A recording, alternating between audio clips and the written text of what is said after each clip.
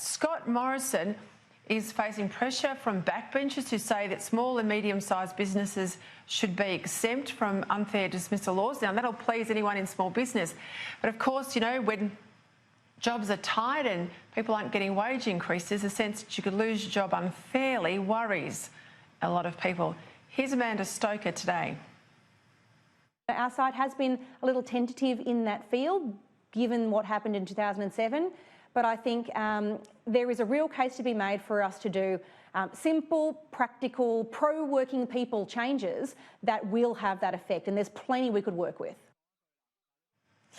Now, you were around in the Howard government, as was I. We've probably still got battle scars from work choices and everything like that. I know in the opposition years, a lot of Liberals were really reluctant, me included, to go down the path of wholesale, large industrial relations reform. But do you think the reluctance to go down the work choices sort of path again has meant Libs have vacated the field?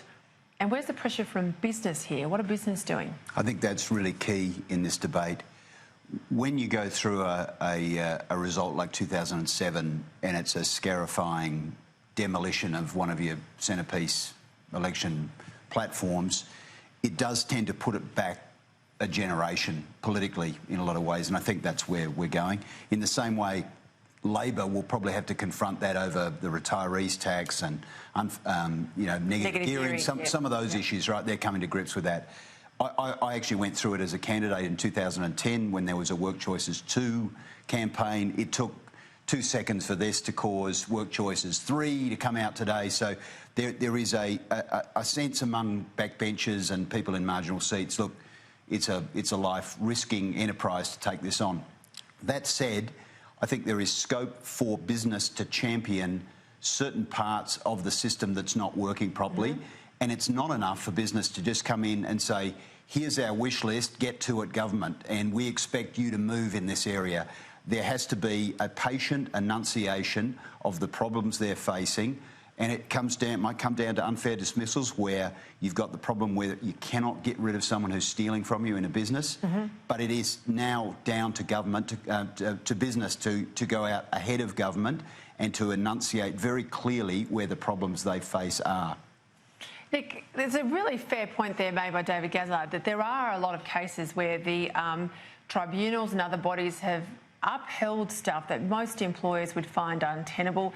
There was a case of a public servant who was staying in a hotel room having sex with someone she picked up on a work trip. She got hit in the head by, I think it was a painting or something falling on her in the middle of the act, and she, sued her employer or had time off work and claimed it as a workplace incident.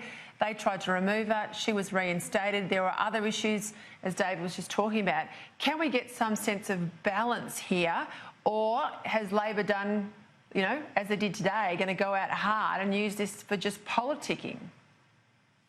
Oh, look, I think David Gazzard's comments there had a sense of good measure to them because he's got some experience in politics, which I suspect some of the newer Liberals perhaps lack. I mean, these Liberals are like moths to a flame, drawn into a fight on industrial relations.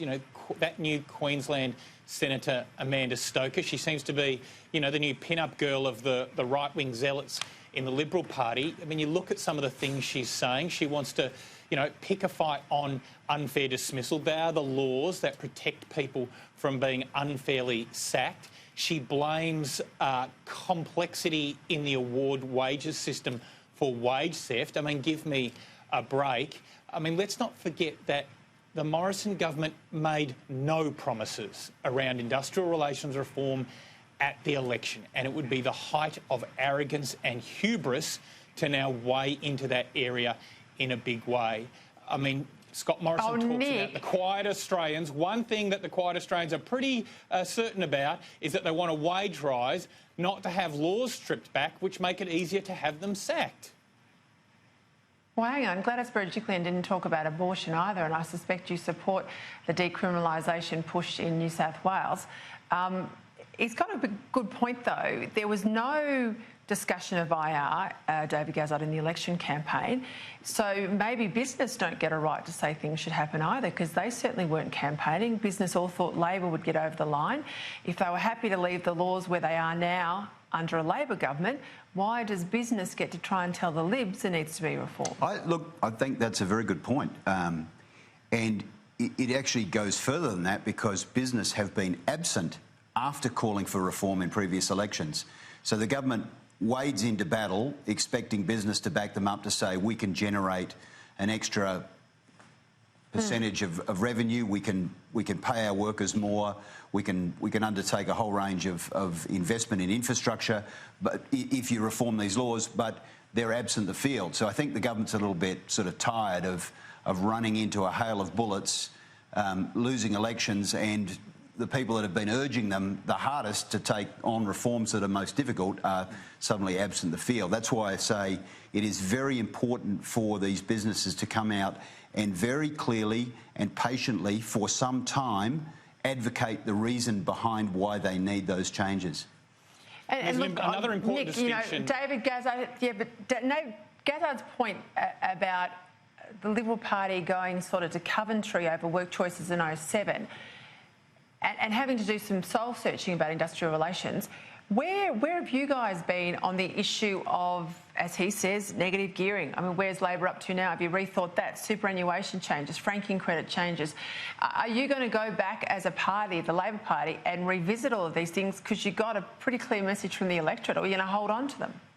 Yeah, I mean, look, I think the honest truth, Peter, is that Labor is still shell-shocked as a result of the election and is still working through issues like what is its position on some of those tax reforms. It's not pretty.